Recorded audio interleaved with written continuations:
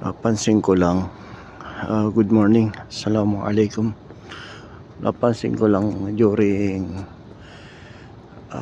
winter or taglamig, ang mga ibon pala tahimik lang sila kahit pasikat na ang araw. Hindi mo sila maririnig basta taglamig.